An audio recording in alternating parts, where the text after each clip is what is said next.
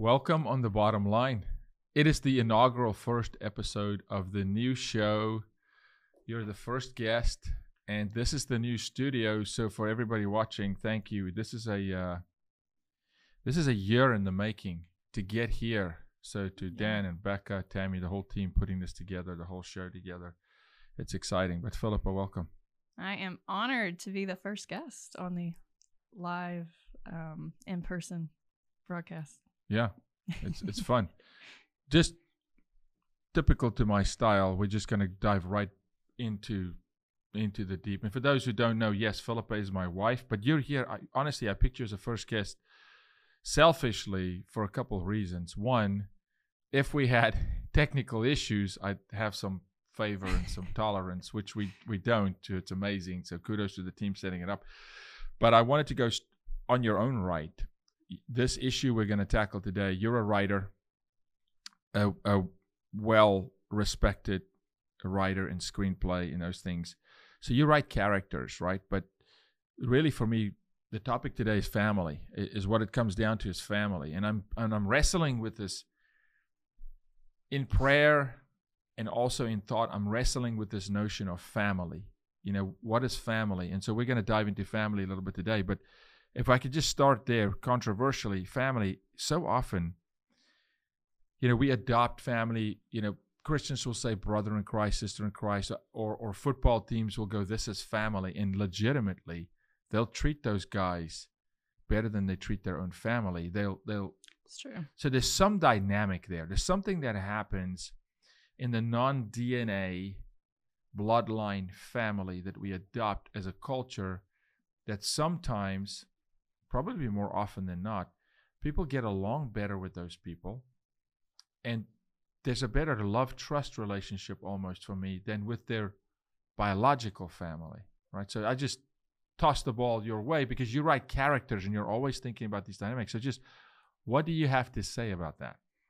Well, I think there's a lot of reasons for that. And I love writing. I love understanding people and why they are a certain way, like what got them to those decisions that they made. That's how I think as a story writer. And I've been thinking about this, how our society really is set up to separate families. So I think we're breeding a culture, which is interesting because one of our core desires as people is belonging. We want to have belonging, especially in our teenage and young adult years. We're searching for belonging. But meanwhile, our society has set us up to separate the family. And you see that in our statistics. We've got a 50% divorce rate for first marriages, and it's worse as you keep going. So I believe, I think, especially when we hit the Industrial Revolution, I'm going to get really deep and really philosophical. No, please go there, yeah. But people started coming to the cities, and we started sending men to work 9 to 5. And now we've got women going to work 9 to 5. And you've got married couples who don't talk anymore because they're at separate workplaces for most of their life.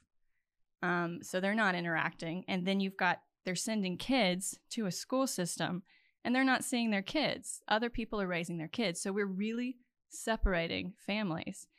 And I think it's so interesting. Like, we have brothers and sisters in Christ, and I think that's in belonging with our different groups. Like, I'm a creative. I feel belonging with other intellectual creatives. I'm going to feel that, and I feel belonging with people that love God like I love God. But I do think God is very intentional with who he gave us as parents and as families. You know, in the word it says he knows every hair on our head. He knew us before he created us in the womb. Of course he knows, and he was intentional with who he gave us as family members. And those are hard relationships because we're the closest with those people. And a lot of our stuff comes out, and you can't hide it from people. And it forces us to deal with things. And you have 3 options, I think, in conflict. Our culture is also very horrible with conflict. So it's easy to bail, which is option 1, which is why there's so much divorce. And why it's easy to leave friendships and whatever, bailing, leaving. That's option 1. 2 is you can ignore it. That doesn't really, I mean, you can hide things for a little bit, but I don't believe time heals all wounds. You have to be intentional with healing. Otherwise, that's just going to fester. That's all time does with wounding is it festers unless you're intentional with healing and airing it out. It's like a wound. You have to let it breathe with oxygen and treat it. So bailing, ignoring, or you can heal, which our culture, I don't think is very interesting. good. You pick healing as the third option, the last option. Not for you, but that's what society does. That's true. Because it's the most painful. Yeah. Healing is actually the most painful. Yeah. Or it's perceived to be the most painful, but actually it's the most liberating. It's perceived to be the most painful. The most painful thing ultimately, I think, is the ignoring it, right? Because that compounds. And then that's when you see the great outburst, the eruptions. It just comes to mind recently, like, not that this is indirectly related, but like Antonio Brown has these outbursts. And I think, in football, and you're talking about the mental state of America and psychosis and where we are with mental illness and things, right? And I think a lot of the things, even with mental illness, and this may be really controversial. Yes, I believe in mental illness. You're a former psych major at the University of North Carolina. So we deal with this. And it's human psychology, human behavioral science. But I think if we do better at the airing it out scenario, when the offense occurs, when the strife or the battle happens, in that moment, if we learn how to deal with it, how to articulate better, right, how we feel, how to give the other person, whoever it is, right, family and non-family, time to articulate and inform, and this is something I learned from you a lot, is give me time, to form my thoughts so that you can understand me, right? I watched a Joe Rogan, Elon Musk podcast. No, it's not true. A Rogan, Jordan Peterson podcast. Yeah. And Jordan said, we're highly inefficient at communicating, right? Agree. Then you go to an Elon Musk conversation with Rogan and Musk with Neuralink and whatever, which I'm not a huge Neuralink fan at all, but he was saying, look, we're very inefficient at communicating. So much gets lost in translation. So you look at Peterson and Musk and they're talking about, hey, it's so difficult to take a really complex idea, put it in words, right? And get the other person to get what you're saying, which is why when we make film, it's a miracle. It's a miracle that you can take an idea that's ethereal. You can't touch it, knock on wood like a table or a building and say, hey, do you see it? Hey, imagine Avatar, James Cameron. Man, I'm seeing these dudes. It's kind of Pocahontas, but it's not. But they're in space. The gardens are floating. The dude's 12 feet tall. To articulate that idea so that the other person actually understands it. Now take that into complex things like marriage. Or sex, when it comes to sexual relationships, or pain, or hurt, or offense, or spiritual differences, or cultural differences, racial differences, ethnic differences. You're coming from a black background, I'm coming from a white background, but I'm a white guy coming from South Africa. So all of a sudden, it's this melting pot of okay, how do I articulate my experience to you, so you have an accurate picture of my experience, so you can then decompress, formulate your thoughts, articulate back to me, is this what you're saying? And I go, yeah, but then find truth as the center. Because now you can imagine, if truth is not there, well, then my reality is truth. Well, that is a disaster because it's different than your reality. It's true. And I think one of the things I had to learn is that people think differently than me. And it took me a while. Right? I wanted everybody to think the way I think until I was about probably 25. I was like, why does that guy not think like me? Yeah. And that was very self-centered. It's very selfish, actually. And I think marriage and parenthood exposes how selfish we are. And it a lot of relationships I've been, I'll come back to this, are about sacrifice. And the greatest among you will be your servant. And I know I'm on a little bit of a tangent, but I think this is important. We are stronger together. And I believe that is why society wants us separated. Society wants us weak on our own. And we've been sold this American dream, which, itself isn't bad, but it's the whole American dream is I'm going to make it on my own. And you can't really make it No, it's not anywhere possible. No, on your nothing. own You by can't. yourself. You Yeah, can't. quick. I couldn't build a studio on my own. You can't do Right? anything. I couldn't wire this microphone on my own. No, there's No. nothing you can. That's the illusion. It's a great illusion. It is. But it's a twist, right? And we've been sold that. Because the American though. dream is amazing. Yeah. You can. But there should be a tagline to it. You Yeah. can, but not by yourself. True. Right? True. You can, Yeah. but you need people. Yeah. You can, but you're going to fail. Yeah. And you'll win. You can, but you're going to learn more from your losses than your victories. But you can. Yeah. Yeah. And I just think we are so much stronger together. And I had this, I'm a story writer and I'm very visual and I dreams and I see things. And I had this, as I was praying, I felt like I saw this vision of a puzzle and a puzzle piece. And I felt like the Lord was saying, like, you are a piece of the puzzle and this is what you look like. This is what's on your puzzle piece. And these are where your curves and your edges are. And that's where you know who you fit with, is when you know what your curves and your edges are and what's on your image so that you can match with other people and where you fit. But a puzzle piece by itself is it's just a piece. Like, we all need each other. We have to fit together, and then you can make something really powerful. That I want to intersect that. I want you to pick that up. I just want to do a quick shout out to Patriot Mobile. Everybody watching, if you call 972 Patriot, you're going to get a discount from the only Christian conservative cell phone provider out there. They use all the major towers.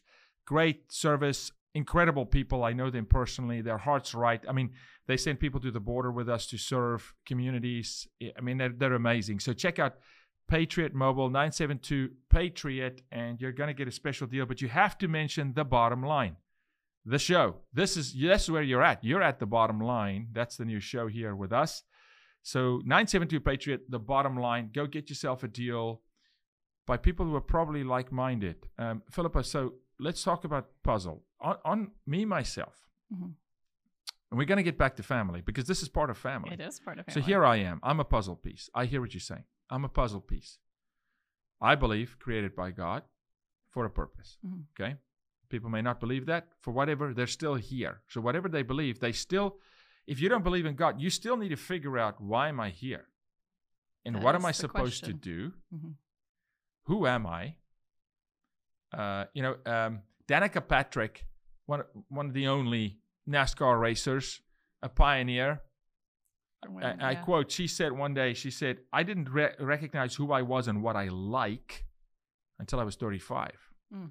Now, she didn't talk much about racing in that comment, which is interesting, but she talked about she didn't discover art and that she liked art until she was 35. I actually think that's pretty dang accurate. I mean, it takes a while. It takes a long time to figure out who you are. Now, I want to go to the puzzle piece. Mm-hmm. If I'm not a puzzle piece that's together, right? I mean, healthy, but also knowing my direction, knowing my skills, my talents, where I can contribute most to society. Mm-hmm. But I'm a piece of the bigger puzzle. Mm-hmm. If I'm a piece, but I'm broken in pieces, how am I going to contribute to the bigger puzzle? I mean, it's going to be really hard, right? It's going to be tough to know. So I think your comment earlier with people want to know where they fit in. Yeah. I want to reverse that. Before you want to find out where do you fit in, you have to know who you are. Let's get you pinned down to who are you? Yeah.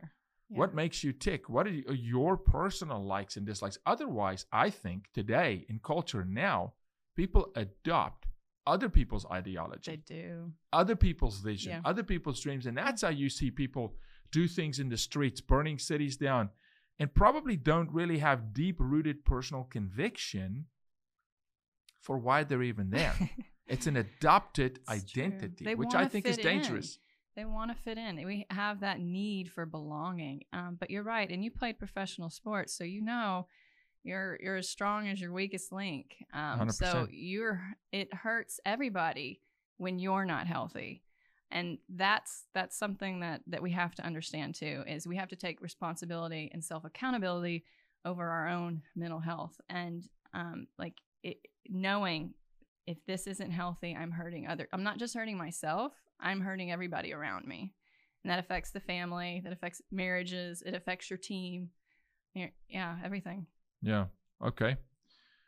So find myself, find who I am. Not easy to do. for people, and praise God, I am there. And it took time. But honestly, for me, I don't know. Look, being raised without a father and an incredible mom, but still, it's almost like Velcro. You go through life, and stuff sticks to you. Sometimes you stick it on by purpose, like people. Yeah. You jump into a sexual relationship with somebody, you're sticking them on. Yeah. But sometimes stuff sticks to you because you bump in life, you bump against things, right? Now you're carrying the stuff because let's say you're outside as Velcro. We got to get rid of some stuff that's not our own, that didn't come from inside. Mm-hmm. I'd say almost everything that comes from outside that sticks to you, and I'm not talking about good experiences that you learn. I'm talking about the negative stuff, right? Because it took marriage for me to literally encounter this force called Philipa, and it was sparks. I mean, it was you pushed against things that I was carrying that Velcro to me. Some stuff I put there as defense mechanisms. Sometimes we put a shield up and say, hey, I'm going to Velcro this armor to me. But actually what it does is it separates me from society, and it makes me a loner, and it makes my hard heart, unapproachable, etc. Even for the Christians too, God can't even get in, right? Yeah. You had to come really pound against some of that stuff for me to wake up and go, oh, I see it. People don't think the way I think. They shouldn't think the way I think. I should celebrate differences, right? Think the same. But that wasn't. I was 32 years old when we met, for crying out loud. So yes, mid 30s, probably close to 40. 31. How do we help culture people discover that earlier, so that they don't? So that the norm is not, I think we've got to be intentional, and I think that's the problem. Like we all have stuff. Like no matter how great your parents are, they're gonna mess up. We mess up. Everybody messes up. Yeah, because there's not a manual on how to be a dad. We are learning as we go. We try our best, and unfortunately, there are some really bad parents out there that made a lot of mistakes, and even the good ones. Like you're gonna get wounds, and you're gonna get hurt, and you have to be intentional. One of the things that I'm learning is how to apologize. Apologize to your kids, which I don't think was taught to my parents' generation. It was like, my rules, my authority is never questioned. And it never took the time to apologize. And that's what I think their generation was taught and learned. But apologizing is modeling a healthy behavior. So it is teaching. Yeah. You're talking about owning your mistakes. Yeah. But owning it in public. But now we go back, full circle. We're going to get back to airing it out. Yeah. Do not conceal it, And any of your stuff, if you don't deal with it, it's just going to get passed on to your kids. Like, I think we need to have it stops with us culture as parents and in our families. And I think one of the biggest battlefields we have in our culture is in the home, in the living room, in front of the TV. So it is that home aspect, family, in front of media. And I think we have to take a stand of it stops with us. Pornography, it stops with us. Any unhealthy behavior, it stops with us. Or it's just going to get modeled, and it's just going to get passed down to your kids, and they're going to have to deal with the same issues that you were dealing with. So it's not even, it's almost selfish of you not to, because you're hurting yourself, you're hurting everybody around you, and especially your children when you don't deal with your stuff. This is so fascinating. So I can't, man, my mind is going off. I'm hearing Elsa, conceal, don't reveal, which is wrong. Yeah. You don't conceal, reveal. But here I'm going, there's so much effort today in altering DNA, right? To try and get away from the hereditary kidney disease, hereditary congestional heart disease, or high cholesterol or whatever. People want to root it out through CRISPR-9 DNA, and I go, that's not the way. It's behavior.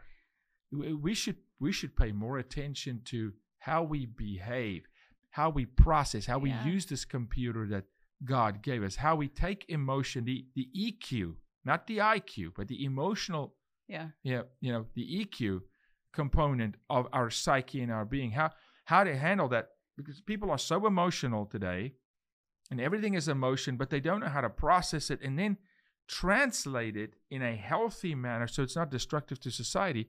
So instead of doing the hard work, that's hard work, modeling good behavior for our children, engaging in their lives, bringing the family unit back together, working through really difficult situations without going to war, without ostracizing family members, right? Rather do the hard work than saying the quick fix is this something we can do in a lab to mess with your DNA or the sperm or the egg, or can we do something in the DNA to root something out? I think that's a major cop-out, which is going to have massive ramifications because you're playing God and it's going to be destructive. But again, for me, it's a cowardly route. It's the coward's way. I don't think it's a root issue. There's a lot of studies on how our thoughts affect our health. What we believe affects our health. This is so cool and this is so powerful. I don't know if you've experienced hives. Hives is an allergic reaction it can be triggered by allergies or our emotions. And when I was a child, I got so upset. There were 2 occasions I got so upset internally that I physically broke out in hives. Oh, the body will manifest. Yeah. Well, that scripture also says, as a man thinks, so is he, right? And then literally, I'm telling you, you can think yourself sick. And I did. Which let's talk 2020 pandemic. And you know, when you start fear-mongering and everybody, and the world is falling, the Chicken Little, the sky's falling. Oh, it's going to fall in some way. It's going to fall on you, right? Maybe not on the world, but you can think yourself sick. But it was so, my mind, I was so stressed emotionally, and I made myself sick. So I think sometimes we're going at things backwards, where I think a lot of our root issues are kind of belief systems we've adopted internally that affect us. That medicine can treat the symptoms, but it doesn't really treat the problem. And so like with antidepressants, you've been on a certain antidepressant for so long, and then it no longer works because it didn't fix the issue. It just dealt with the system. Though. I wasn't on the antidepressant. Yes, no, I mean, but somebody, culturally. Yeah. And then you have to add another one, or you have to switch it up and do more and do more and do more, because it doesn't actually treat what's really wrong. Yeah. And we have to treat what's really wrong and stop covering things up and ignoring what's really wrong. So we need these conversations in the family. We don't talk the same as people. We think differently. So for me, for example, I'm very internal, and I've had to learn, especially with you're very verbal. I've had to learn, and I'm not great at it because I see and I feel everything. So I'm having to verbalize everything I see and I feel, and it's not always the best conceptually when it comes out. Just while we're here, tell people what's your Enneagram. Oh, it's a 4-5, which I don't. Okay, and what is your Myers-Briggs? INFJ. Your INFJ, very rare, the rarest form, it's I can attest to it. It's the counselor. Is challenging. No, you gotta go to a soul level and a spiritual level to communicate, because it's it's so process heavy. But take what you just said for me, and now let's go back to the difference between not the legally adopted family, but the adopted family, whether it's a football team or a workplace environment. So you say, okay, we sent the father to work, the mother goes to work, the child goes to what I call an indoctrination camp, which is the school. So the family's pulled apart. We live past each other in society, okay? Yeah. We got to come back together, not live past each other, have real conversations. I want to get back to, why is it easier? And some of this is, Johnny obvious, stating the obvious, but I want to go deeper. Why is it easier to interact and work with that family? I'll use an example. A family member of ours together was, through high school, a completely different person with family than what we learned he was with friends. Friends saw him as a comedian. The funny guy, the outgoing guy. And for the life of me, he was the introvert in the family. So, and for people watching, that's probably going to resonate with a lot of people. Go, yeah, I can be myself with those people, or I can be someone else with those people and fake it, because the people at home really know me. Or, You know, I keep thinking about a prophet's not welcome in his own town, you know. True. Maybe family knows so much about us that we inhibit ourselves, and we don't want to be ourselves fully in front of family because we feel like we're going to get exposed. Something in that mix goes off. Well, I think there's a lot to that. I think a lot of times our families aren't safe environments to be ourselves, to be honest, because you've probably, like for me, I'm super sensitive. So if I experienced any type of rejection, even if it wasn't intentional, even if somebody was busy, I probably took that personally. It didn't feel safe to talk. It didn't feel safe. So I think you have that element. We have to create safe environments for our family members to talk and not immediately jump on them or attack them for things they want to say, things they have to say. That's extremely important in communication. If you want to have real, honest conversations, you have to be open and not immediately attack and criticize. Do you think that people go deep in the secondary, air quotes for the podcast listeners, adopted family environment? Do they go deep, or is this? I'm going to find the bottom line. That's what this show's about. I want to find the root issue here. Not that we're going to solve the world's problems in relationship, but I really want to nail something. I want to nail a pressure and a pain point for people listening as well, where they can go, okay, I'm going to get that a try. Do you think they go deep there, or is one of the root issues that they don't want to go deep? So therefore, with family, because they know all your stuff, you kind of can't do the superfluous, superficial conversation because they know most of it. They've seen you at your worst and your best. So you almost have to go deep if you're going to have a conversation at all.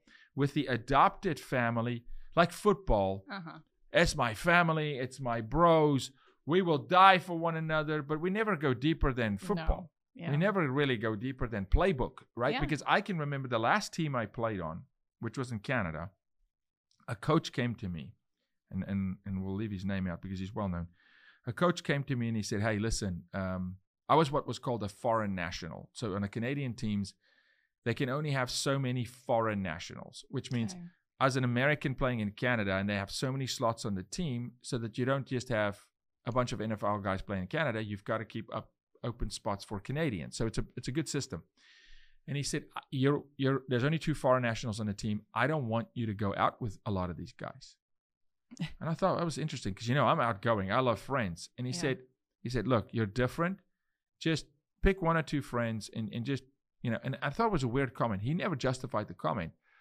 But then I started paying attention. And on a 52-man roster, right, on a football team or an 83-man squad in camp, you're really only real friends with 2 or 3 guys. I'm talking about people that are coming to your house, people who you'll go sit with and talk about trouble and trial. It doesn't happen, but they'll go get concussions for each other. True. Because of the common goal, right? Yeah. Win the game. Yeah. And they'll call that family. And they'll treat those people better than they'll treat family.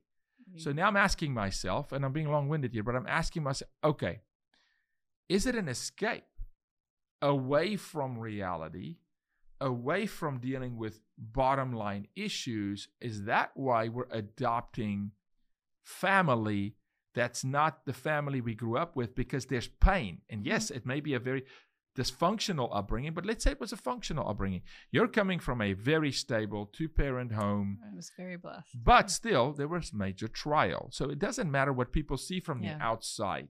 I always say that my grandpa said this. He said, until you've walked in a man's shoes, you don't really know him. Yeah. Ask him. Yeah. Ask him his experience. Because we look from the outside and we go, oh, guy's got it all figured out, or he had an easy upbringing. You don't know what went bump in the night. You don't know the emotional thing. So could that be it? That society actually just doesn't want to deal with real issues, and therefore we adopt family that will stay superficial with us. That's so true. I think you're definitely onto something there, because none of my friends knew me in high school at all, or middle school, or any of it. It's easy to pretend, especially when you don't go home with those people at night. Yeah. You're someone else to a degree. Yeah. To a degree, if we're honest. Well, I mean, you're hiding. You're hiding. And I've heard through friends that went through marriage counseling that people can hide who they are for up to 2 years in marriage. Yeah. So, and that's when you're really and close. we use that analogy with pedophilia and fighting sex trafficking. As everybody know, we fight sex trafficking. Yeah, absolutely. A pedophile can integrate society in 2 to 3 years. They can blend in. Oh yeah. Evil can do that, but then ultimately somewhere the real it's gonna come the real out. person's You really gonna come can't hide who you are forever, but you can when you don't go home at night to those people. It's very easy to pretend and to think you have some belonging, but it isn't necessarily deep. And it's hard too to have any real deep relationships with too many people because it's so much work. It's a lot of work. Which is why I always say I don't understand when guys want 2 or 3 girlfriends or 2 or 3 wives or relationships. Have you lost your mind? No offense, but I mean, it's hard work dealing with women as a guy, and women's going to say it's hard work dealing with guys. You want to redo that? Think about it. The guys are married, and now they're in their 40s, and they're going to second marriage. Now you got to go tell all your upbringing stories again. You got to do all that work again, all that emotional investment, the capital, the time that you got to invest in building a safe enough environment to have both an intimate, sexual, and just emotional, intimate, a physical, probably a business, an intellectual relationship with this person. It's a massive investment, huge, which is why I still believe the nuclear family is the best model on earth, because it's one man, one woman, because ultimately and I'm not, look, my mom's divorced because my mom, lived a celibate life her whole life. I get it. There's times there are, but still, which model is the model that we point towards to say your highest likelihood for success? We call it best practices, and right? It is a nuclear family. It is. It is. And that's God's design. It's biblical. It is. And it's so interesting that culture wants to change that. And we have had that since the 60s. There's been a Marxism, communism agenda to separate the family and to destroy nuclear family. And it is because that we are at our strongest when we're in that. You're ahead in life. Statistics prove that having both parents at home puts you so much farther ahead as a child to just have that. So they want to destroy culture, and they want to destroy the family and the individual, and that's why the attack on family has been so strong. So it's got to stop with us. There's a lot of external influence, but internally there's a lot we can do too, that we can decide on and to make important, so that our families, our spouses, and our kids are stronger. What keeps coming to my mind is Margaret Sanger, right? So when we think, okay, let's look at some of the biggest battles of our time, and then let's just be real. In this show, we're going to be intellectually honest, regardless of people. But we're going to have people in that chair. Of course, you and I are married. We're both Judeo-Christian. We're Christians, a Judeo-Christian lifestyle. We are consecrating ourselves in certain areas, and we're doing things because the Word of God is the absolute truth, right, to us. But we will have people in that chair who will have a diabolically opposed position, and I'm excited about those conversations because this is what we're going to bump up against. Let's take the societal issues of the day, the real issues of today, and then measure it against healthy family.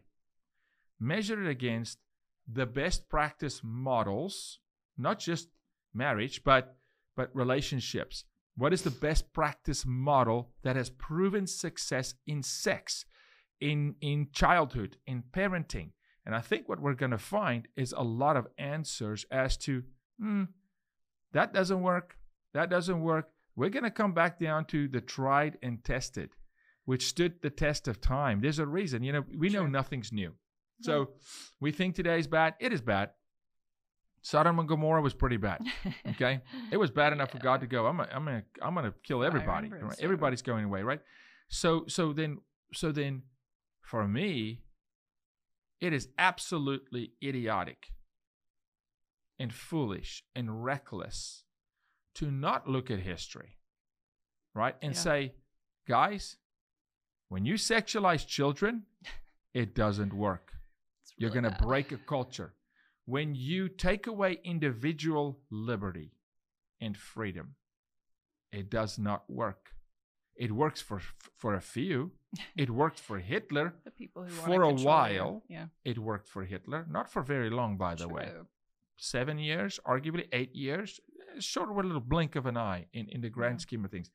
So it just, even for Hitler, if he could be honest, he'd look back and go, yeah, that didn't play out so well, right? But it did cause a ton of damage. But there's always carnage. So, Yeah. so that being said, when we talk about the loyalty to family,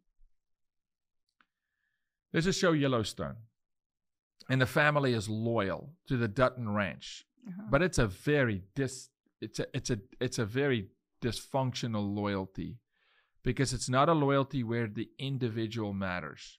And all of a sudden, it's another form of government where it's like a deity, and they raise up a person to be a god, and now it's loyalty to a god, which is where I want to come with politicians and politics today. Yeah. We elevate these guys to become gods, and now it's a loyalty to the party, but in the process, it's an abandonment of the individual. So yes, I am about family, but in our family, you, me, husband, wife, 3 kids, there's the Booyens tribe. And we need to make sure that we keep that healthy, that we are investing there, that we don't have our kids go adopt an external family because they don't want to deal with the real stuff in the internal family. Teach them how to communicate, teach them how to air out, bring the word of God in, help them heal, help them find purpose. But we can't lose the individual in the process. It can't become the Booyens mantra, the Booyens tribe. And now we're building this altruistic legacy that there's a loyalty to it, but the child feels, well, I don't matter. It matters, but I don't matter, right? So it's tricky. It still comes down to the individual. Well, and I think there's an intent behind our design and how we think and what we're skilled at and what we're passionate for. And we have to, especially as parents, we need to see that and speak into that. And then, like, how can we support that? How can we work together in that? That's where I would like families to get to, not this is my vision for your life, or this is how you're going to help my company. Just what did God create you to do? Who are you? Because that's where we thrive. And I think that's a problem in our families too, is that we've labeled people and we're not letting them. That's why it's not safe sometimes. We've labeled people who or they pigeonholed them in the family. Yeah. Like father's living vacation. You're going to play football, son. Yeah. Okay. Can we when the child is of age, and when the child can just observe the child, and it will reveal. And like it will reveal itself. Like the family member, you're introverted, and not giving them an opportunity to be space. like, hey, no, I'm actually quite funny and I like people and da da da da. Yeah. So that's what I think's really important. We have to have that safe environment, or it's not safe, and they're going to find somewhere else that is 100%. safe and welcoming. Your mom, which this is, I'm very blessed. I have a really, really healthy relationship with my mother-in-law, which most guys, I don't know if you women know it, but most guys will tell. Mother-in-law jokes there's a lot of them. Maybe people send us some mother-in-law jokes. Clean ones only, though. We'll kick you off if they're not clean. But clean mother-in-law jokes, and you'll see. I mean, there's horror stories with mother-in-laws. Yeah.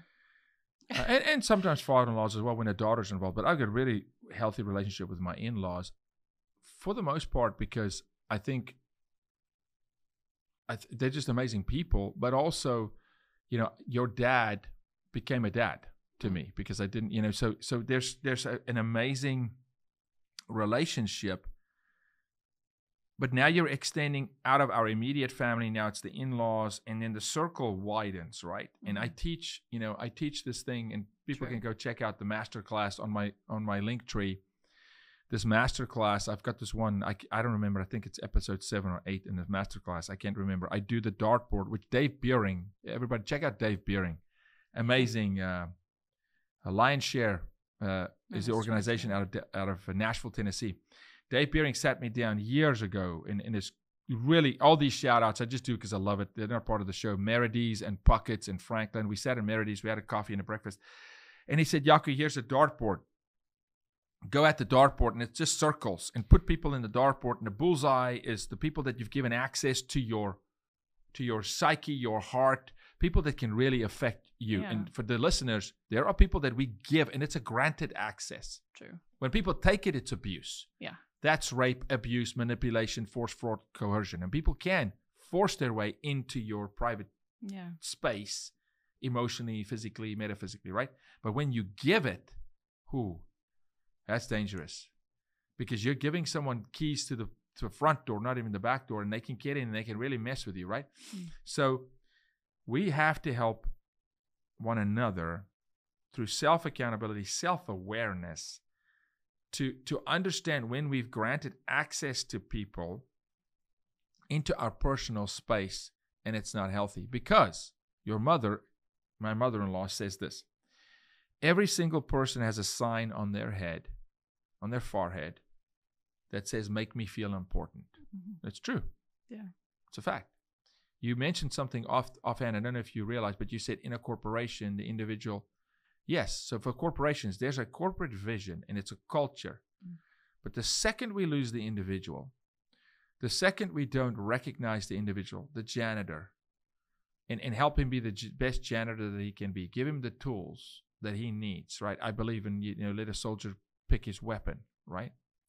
What do you need? Like that. Because I know myself best. Yeah. Right?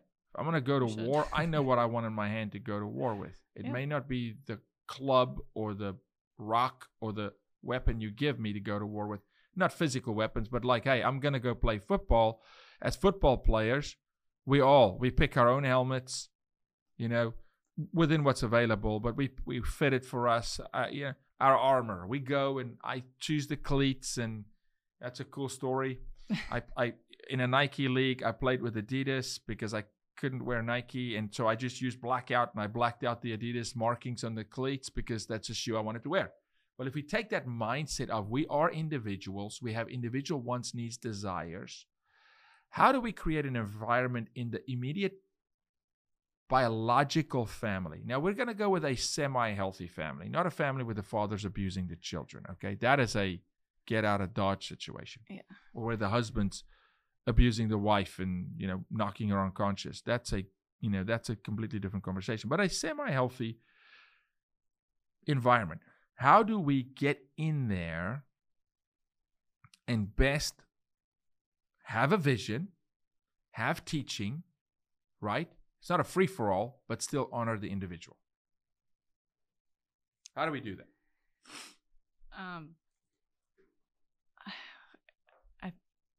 I think you've got to know who you are and be able to communicate it and listen, be willing to listen, be willing to dig.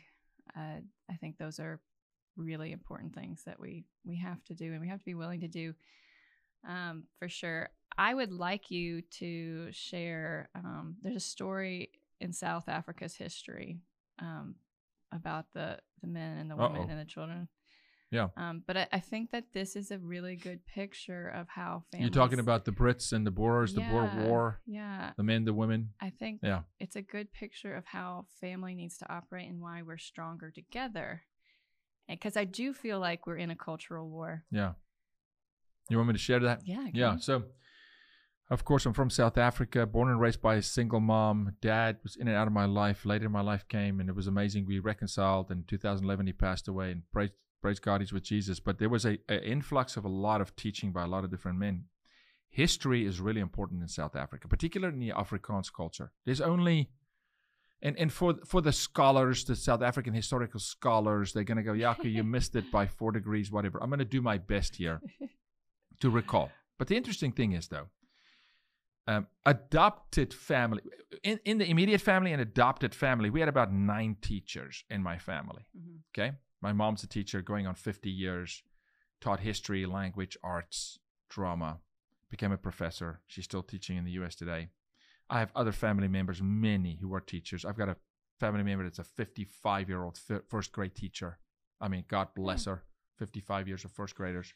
I mean, my goodness, how many lives has she affected? True. How many lives has she? And she's incredible. Her name is Estelle. So, but they all at some point taught history. So history is important. So South African history, because there's arguably only about 3 million people on the planet Earth speaking my language, Afrikaans. That's a small tribe. That's a small community. Yeah. And it's a language that they're trying to exterminate Yeah. in South Africa, where there's 14 official languages, right? Zulu, Xhosa, Vendi, Pedi, Sotho, South Sotho, Swahili, etc., right? So in the Afrikaans community, we for life hold on to history because our forefathers there were outnumbered. So there's this battle. And the Afrikaners are Dutch settlers. Dutch descent, yeah. Dutch descent. Van Riebeeck, Dutch descent. Now, for me, of course, it's Dutch and Jewish because on my father's side it's Jewish, but it's a huge Dutch influence. And they're fighters. I mean, they fight. Not drunkard fighters, kind of like the Fighting Irish, but they're going to fight for what they stand for. So here's the deal. There's this battle that goes down. The Brits can't conquer the Boers, and I'm going to talk 30,000 feet.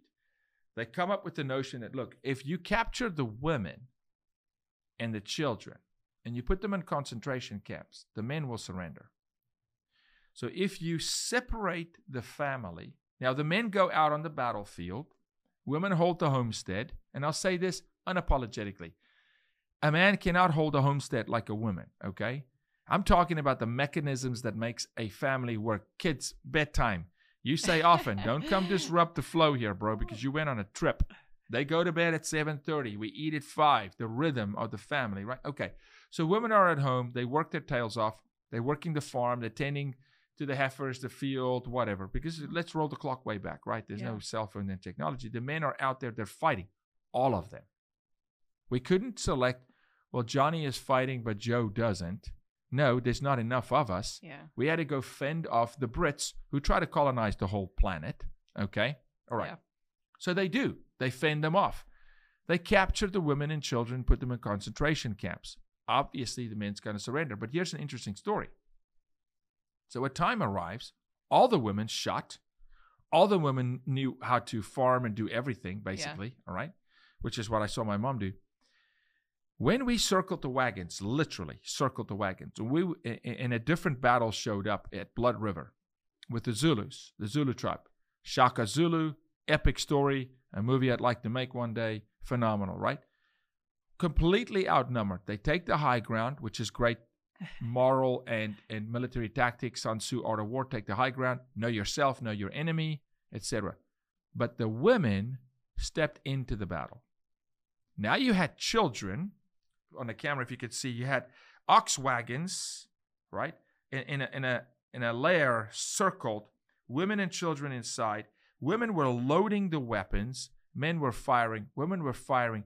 And it wasn't until that family unit got together again, in a way, and operated as a unit that battles were being won. But we're always going to be outnumbered as an individual family. True. Right? True. Yeah. Always.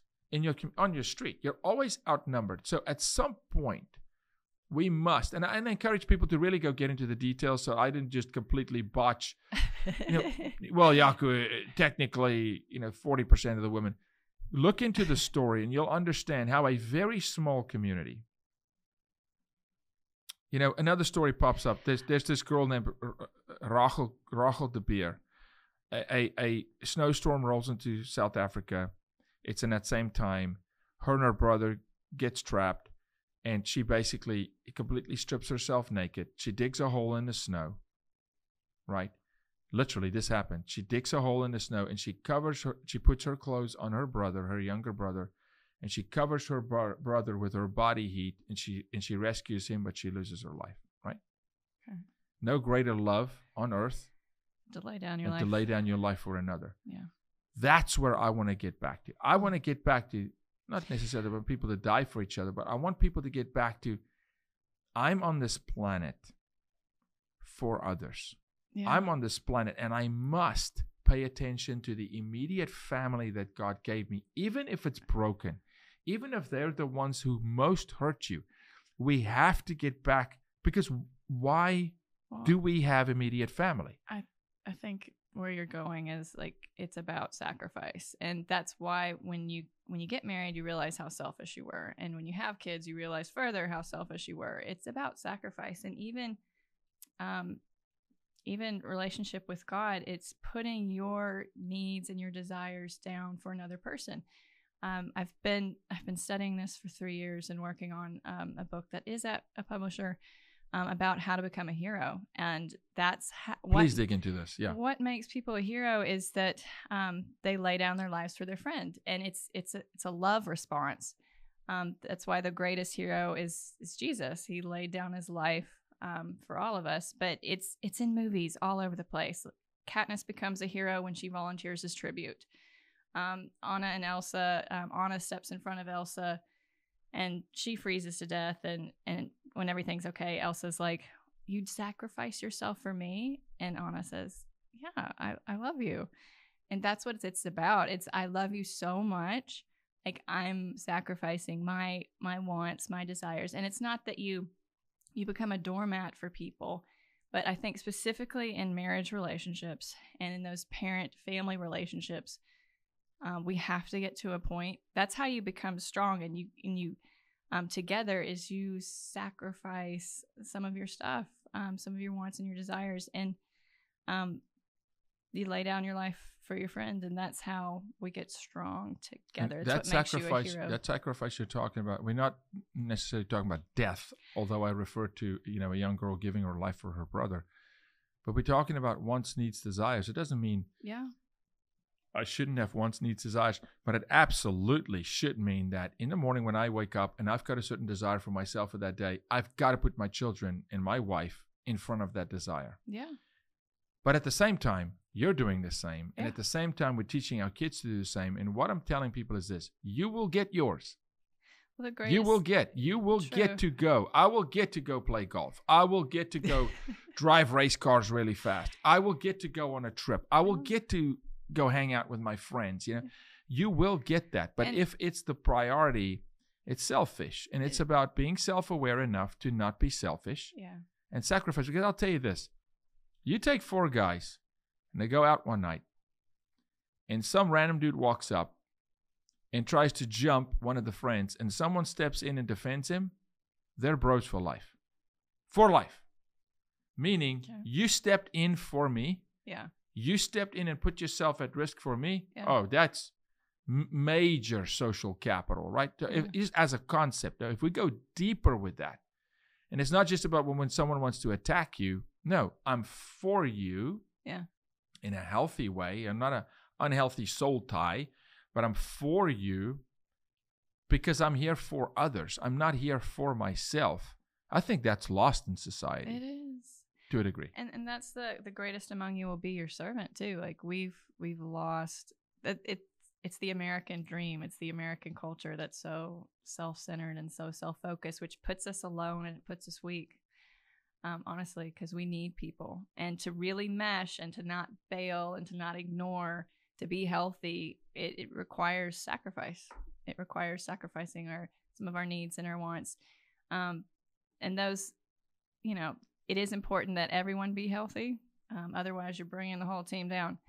But that's part. But we collectively lift each other up, right? And it's that image. It's that picture. It's a beautiful picture. It's a picture of, somebody stepping on someone's shoulders to go up. And you could do that. You could sacrifice in a way where, hey, I'm going to stand here and I'm going to give you a boost, right? That's noble, right? There's virtue in that. The picture I love a lot more is the guy reaching down and pulling someone up. That's where I want society to get to. Wherever you are today, you are striving. There's an up for you, right? You want up.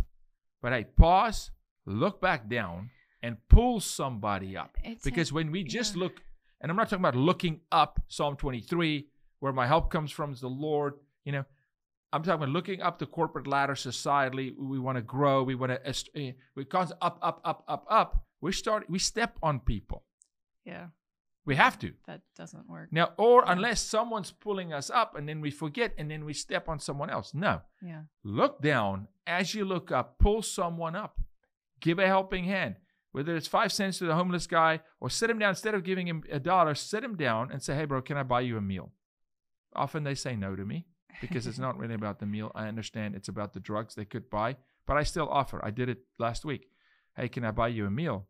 And then legitimately, we did it on one of our film sets. Have a conversation with this guy because I firmly believe 100%. There's not a single human being on planet Earth that I can't learn something from. I may learn what not to do, which is also valuable. it's more powerful than learning what to do. Yeah. I may learn from somebody that, okay, don't do that. That's not going to work, right? Don't do that. But it's that cultural barrier that's been put up. And now all of a sudden we've created a class system like they did in India. Yeah, we do. You're Republican. Okay, you're bracketed. Holistically, you're just put in you're liberal, you're Christian, you're non, now you're just put into this group, now people just decide, I will not find out who you really are because I know, and no, you don't. You said very few of your friends really know you. Yeah. There's very few people on the planet that really know me. Yeah. And so, and a lot of that is on, hey, I need to share. So do you have friends that you can be very real with? Yes. Obviously, not to the level as in a marriage. And that's the beauty of our marriage. It's a healthy marriage. I had to pray about that, and I had to be, I'm naturally very guarded. We have coping mechanisms. We learned how to survive, and we had coping mechanisms. We put on armor, and I've had to learn to take the armor off and let people in. But yeah, now I do, praise God, which is amazing and cool. That I can be honest and be myself and get.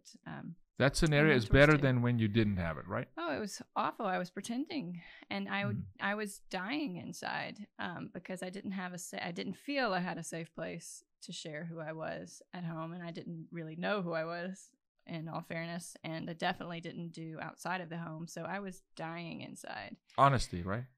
So, something I love about our marriage is early on we decided, and it was the first year and a half. My contribution to the marriage, it was rough. It was, and that was my contribution because it was a lot of growing, right? But honesty, we have an amazing situation in our marriage where we talk about everything and anything, and there's a playing field where, bring it, let's discuss it, and it could get safe environment. Safe environment, but it can get challenging. For sure. Give me a couple more movies based on heroes, because I really want to dive into, we'll do another show just on the hero's journey and what culture has said a hero is to be and what a hero actually is. But give me a couple characters. You're writing this book and this hero's journey, and I've watched you, and it's brilliant. It's phenomenal. It's going to probably end up being a film, but it's amazing. Thanks. The hero's journey. Talk a little more on the hero's journey as it relates to media, because people can relate to movies they've seen. Oh, for sure. I believe God has called everybody. We all have that spark of a hero inside of us. And I believe that God calls us to that. And a lot of people run away from it. That's part of the hero's journey. But those that choose to go on the journey, there's often nothing to go back to. And it's crucial to changing your environment. Your environment needs you to become this hero. Otherwise, you're in the ignoring, and time does not heal all wounds, and you're going to pass down the same things you got passed down to you. So some of the movies, The Lion, Witch, and the Wardrobe is obviously a very clear one where Aslan dies for the traitor Edmund. I love The Hunger Games where Katniss volunteers as tribute for her sister. It's because she loves Talk Star Wars. Is there a hero in Star Wars? Who's the hero in Star Wars? I mean, from a writing perspective, Luke. If you go to the original one, he is the protagonist, and he has nothing to go back to when his aunt and uncle die. He's got to go save the princess. But a lot of times, the character experiences this either a physical death or the death. Somebody dies because they failed. There's a death of some sort. Does it have to be physical? Could it be in a dream? Yeah. Or a vision, a mission? You end up, you hit a wall. And this is why I look at life like a story too, where we have obstacles. And you say this a lot. We don't have obstacles. We have opportunities. Yeah. So every obstacle is an opportunity. These are opportunities for us to grow. We have challenges in order for us to grow. You're going to meet allies and enemies, and you're going to go through tests and trials in order to do what you're called to do. Like I talk about with David, David was called as a young man, like a child. He was anointed to be king of Israel, but he didn't immediately become king of Israel. Yeah. 17 years, arguably. Yeah. Yeah, he had to kill a lion and a bear before he could kill Goliath. Like, God gave him more. And then, he dealt with all Saul's stuff and he was chased away. He gathered his own army. And in the Bible, it consistently talks about people that were promised something, like Abraham and Sarah, and they had to wait a long time. They had to grow. So I think it's that, to me, it's a little bit of that hero spark, but you've got to nurture it. You've got to be intentional. It's not going to happen. You aren't born a hero. Yeah. Heroes are made, and you have to be willing and to go through that definition of hero, fire I and think, trial to do it. And the definition of hero, I think, is something we need to redefine a little bit in culture today, because the single mom that's raising a family, that's a hero. Well, true. Because she's sacrificing like crazy. It's sacrifice. Like That's crazy. What makes us heroes. And I'm so mad. There's a pro-choice argument that wants to say killing your child is heroic. What? Like I am sacrificing my child, and there's that's no heroic. Self-sacrifice. I Where's know. the self-sacrifice? I know. It's selfish. It's convenient. The enemy likes to twist things. No, if you really were being heroic, if you were really sacrificing, you would sacrifice your needs and your wants You for the take on the child battle. that's growing inside of you that is not you, that has separate DNA. It's a separate human person. So the enemy likes to twist those things and tell us, redefine words. But what makes us a hero is sacrifice, and that sacrifice is out of love. Yeah, look, it's like these guys who want to commit suicide and then they kill their 2 kids, like, and before they kill themselves. They go, it's mercy. No mercy. Are you out of your mind? Mercy killing. There's no mercy there. That's brutal, violent, evil, demonic. There's nothing merciful about it. And there's nothing, oh, but this world is so tough. He put his kids out of misery and mercy. I mean, shut your mouth. Oh, and they want that is insane. Yeah, they want to use the foster care argument. Kids grow up in foster care and it's awful. And it's the whole Thanos argument. And I'm like, guys, Thanos is the ultimate villain. Like, don't use his argument. Like, Thanos, yeah. Yes. Because people are suffering, then, like, I'm just going to kill half of them because people are suffering. And that's somehow mercy, and that somehow makes him good. No, that's why he's the greatest villain. He killed other people. It doesn't matter what you're using to justify the ends. If the ends are killing other people, that makes you a villain. Killing them, killing their dreams, putting them down, stepping on them, not reaching down and pulling them up. All that is death. Does Kylo Ren? Oh, every time. Come on, I got it. Does Kylo Ren have hero potential? Everybody does, and that's right. Ultimately, in that final episode 9, he does choose to make heroic choices. So, I would have written it differently, but ultimately he did. That's how they wrote it, and that's how great stories should be written. But I think there's hero potential in everybody. There's Paul again as a Christian. Paul, I mean, we can argue nobody, including who I mentioned earlier. The whole rounding up, targeting the Jewish community. Nobody persecuted more people or individually went with more vigilance and vengeance than Paul. And here's this guy turning it around, becoming a champion for people, right? So I believe there's hero potential in everybody. There is. And heroes are not just athletes or politicians, for crying out. It's the unseen hero. Parents can be heroes. Parents sacrifice. If you are a decent parent, you are sacrificing your daily wants and desires daily, even in a minuscule level. Like, even just decent parents are heroes. And obviously people like firefighters are great. But I think those are the obvious, right? It's obvious. Well, the guy that runs into a burning building, oh, well, he's a hero. But again, I'm going to say, in a very, very underserved community in our country are men who are abused and single fathers. Look, I love single mothers, but we don't talk. I personally know 2 single fathers that's in our church community. Pause for a second and think about that. I mean, these are single fathers of young girls, like 9, 10, right? That is Mount Everest for a guy to wake up in the morning, go work, because it's not natural. It's not nature to him to nurture the way he needs to nurture. And not just boys. That would be one thing. If it's boys, hey, let's go camp out, and it's a forever camp hunting Texas party. No, this is about, I got to raise young girls, and I got to protect young girls. So that's a hero. An absolute hero. I mentioned my aunt. The person right now that is proactively pouring healthy ideology, healthy ideas, healthy concepts into young minds in kindergarten. Those are heroes. True. Uncelebrated, unsung heroes. That's who I want to elevate. The unsung heroes. The obvious, okay. Yeah, thank you. Thank you for everybody in armed forces. Thank you for everybody that serves this country. Absolutely. But I promise you every SEAL I've ever met, like a human SEAL, every SEAL I've ever met would tell you, oh, my mom was my hero, my dad, my uncle, this, that. They don't consider themselves heroes, right? Yeah. They don't. When people say, Jaco, you're a hero for helping rescue children, I never think, do I wake up. I go, help people. Help people. Well, I think coming back to family, we've got to circle the wagons a little bit. And I know it starts with the individual health and the health of the family, but like with trafficking, it's a separate thing. And it's kind of where the American dream has kind of, I think, influenced some of this. And even the churches, we've got this separatism kind of thing. And I feel like we've got to circle the wagons as a family, as a community that fights trafficking, as communities that love Jesus. Like, we need to support the guy that is raising kids by himself.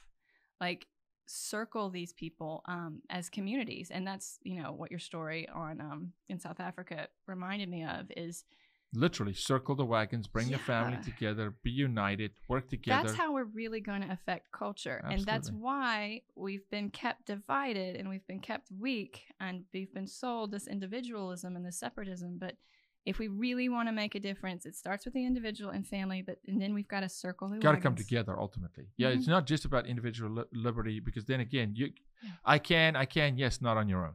Right? We get back to that. And we need to continue this conversation. Look, it's fascinating for me. I want to keep digging into family. I want to encourage people watching, invest in the family, the DNA, the biological family that I believe God gave you, God chose, that you are born into. Yeah. And it may be very dysfunctional, but we still have to invest there. We've got to invest in that and is huge create too. Healthy boundaries. Yeah. Didn't hit on forgiveness, but that's a big one. Well, it's impossible without forgiveness. Yeah. I want you to come back, and we're going to have you on regularly. I want to talk forgiveness. I want to talk how to deal with hurt and pain, how to really move on, how to unconditionally love. Yeah. So when the love doesn't return, it's not conditional. Because I think that's a huge, huge issue. And then I really want to dive into media with you. I love it. Story writing. Yeah. What is Hollywood doing? How are we shaping culture? We are. With the stories we tell culture. Yep. And it becomes an ideology. It becomes an ideal, and it's misguided, completely misguided, right? Like I'll tell every parent, your son or your daughter can like the football player, the baseball player, the basketball player, and aspire within football, baseball, whatever it is, to take attributes, but get someone that's tangibly in their life to learn about life. Yeah. Because that football player, the persona you see, is not who they really are either. Okay? The TikTok, the Twitter, it's not. It's not. Yeah. They have their own trials and struggles that they don't air out in public, and the kid never sees. And now we built these way misguided ideals of what it is to be a healthy, contributing member to society. True. And then we have to build bridges. We can't go, I'm a Christian, they're not, so there's no bridge. That's, in fact, diabolically against what I'm commissioned to do as a Christian, right? Left or right. If we can't come together, there is so much more that unites us than divides us. Yeah. Unless we just focus on what divides us, right? And then we'll be divided. And alone we will fall. Yeah. I don't care who you are. You will not stand by yourself. You can't do it. I mean, what a blessing. I want to push people to some of your books. The book Arise is amazing. I know that you and Katie Walker, actress Katie Walker, who, you and Katie and you wrote that book, Arise. I encourage women, particularly, it's a book for women. You got to go check out Philipa Booyens. The book Arise. I know firsthand that it's touched so many lives. It's transforming women. And then I'm excited for these books, other books coming out, and thank you for helping me on my book. Which is a labor of love for you. That thing has been in the working for 2 years. I should apologize to the publishers, but it's coming though. Yeah. But that's a book to really invest in women and say, hey, what does a culture look like when women are truly in a place where they're healthy and their identity is set, and there's a beautiful relationship between men and women in the country. But thank you. Thanks for having Family me. is important. Last word. Yeah, circle the wagons. And the greatest among you will be your servant. That would be a bottom line statement. Yeah. Right? All right. Thank you. See you guys next time. God bless.